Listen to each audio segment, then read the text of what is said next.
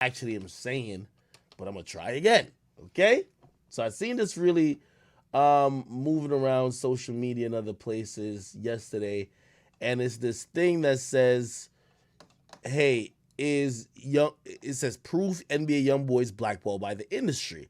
So it says this person, which I don't even know if they're credible, but they said Atlantic Records spendings with radio play by artists 2020 to 2021. Roddy Ricch 2 million, Uzi 1.5, Ava Max, Cardi B, Jack Harlow, Ty Dolla Sign. I would think Jack Harlow would be above Uzi because they've been shit out of his music. Ty Dolla Sign, Lizzo, Gucci, Nipsey, Kelly Clarkson, and Youngboy had only like 585,000. Now, let me just explain what radio is. Radio is pay to play. Okay? It's like pay to play. All right? It's basically like prostitution. Free, even if you enjoy. Okay, the prostitute might enjoy you, but you're still gonna pay. So, NBA Youngboy, he's not gonna just get radio play just because. Now, here's the thing: the labels have figured this out. Youngboy's audience is not radio. He's a king of YouTube, not king of radio. Somebody who works on radio is gonna be the people with those super mega big songs. Roddy, he had the box and a couple others. Cardi, shit, even though Bodak Yellow was a couple years, this is a diamond record, and obviously with all her records up, and what's the one before WAP, they're pushing it heavy. So yeah, they're gonna. These are money you're spending at radio, so you gotta pay for radio play. Now you can't pay directly, but you inadvertently spent, and I think that's what this number is. Uzi, I'm a little confused by because I know he had the rollout for EA, but what singles were pushed on radio that much? To me, Uzi gets a lot of support on the internet. I don't see him as the person who gets a lot of radio support. Let me see. Anybody else who shocks me? Okay, I'll tell you why I think Youngboy's at the bottom.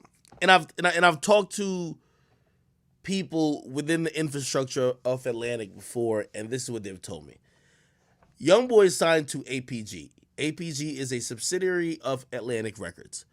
What happens with Youngboy, and I've asked them because they will come to me from time to time to say, hey, this is Roddy, this is Uzi's, this is Cardi's, this is Gucci's, this is Nipsey's, this is Jack Harlow's.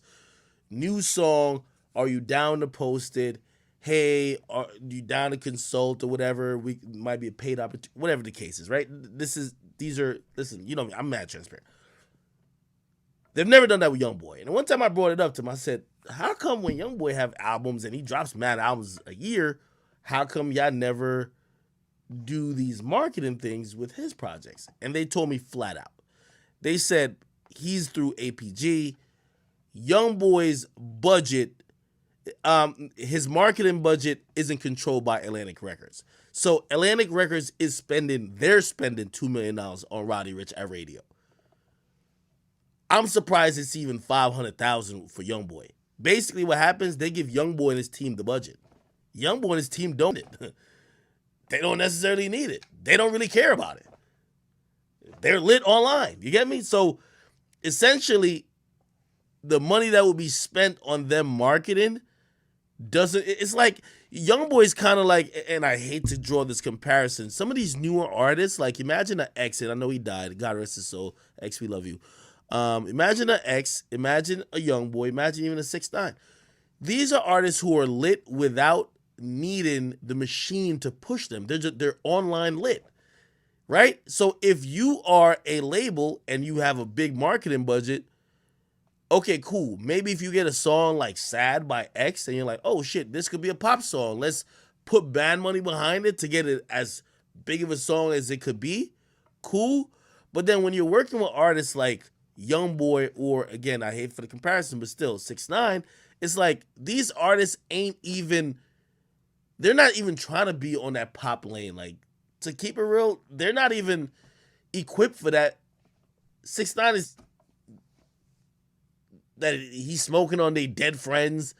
Youngboy's just antisocial and just not, you know what I mean? So at that point, a label looks at it to say, should we put effort or put money into promoting dead trolls to a pop radio station when, just the name alone, the name is Dead Trolls? You know what I mean? Like, no. So they just like throw the budget to him.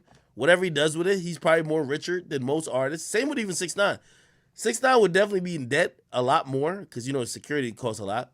But marketing wise, you don't spend. That's why when he got out of jail, they said, hey, whatever it costs to put a billboard in Times Square, we're going to throw a billboard in Times Square because we got some marketing money to play with because this guy, we don't have to, it's an anti, you know who takes a lot of marketing budget? Really? Roddy Ricch. Roddy Ricch, it doesn't have online presence like that. So a label really have to promote. He ain't going to give you nothing viral. He ain't tweeting up a storm. He ain't going to be doing crazy interviews. He ain't going to be doing skits. He doesn't have so for him, a label got to use that marketing budget to get awareness to the music. 6ix9ine, he's doing 20 skits a day the week his album comes out. Youngboy, all he got to do is just go live. He go live every day on like his main account, like whenever he activated. He just go live every day and he cooling and he gets the audience, or that content is gonna recirculate all over the place. That makes him lit.